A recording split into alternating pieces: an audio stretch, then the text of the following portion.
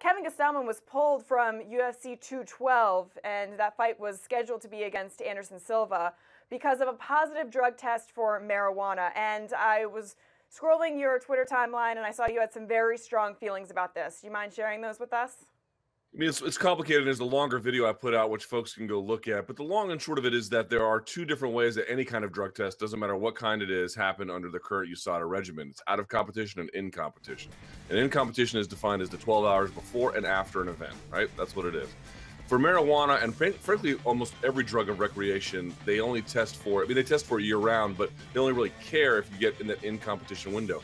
But marijuana is not like alcohol. Marijuana is not like cocaine, where if your body has produced it and they can measure it, in this particular case, it'd be a urinalysis or with a blood test, with a BAC kind of thing, where to the extent it is coursing through your system or has been produced and now you have it, these metabolites in someone's urine, it can generally tell you a window of when they used.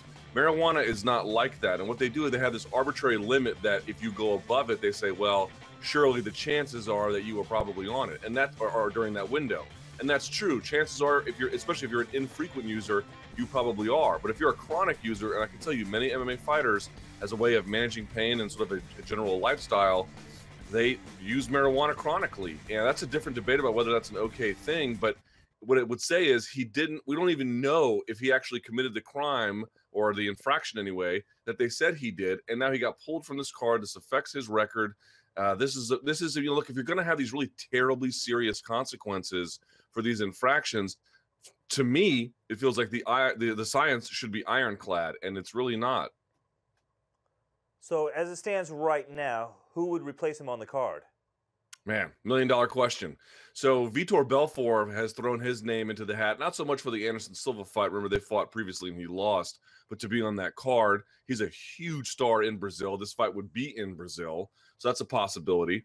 It's also possible that Uriah Hall could get the call. Yoel Romero has said he would take it for an interim title.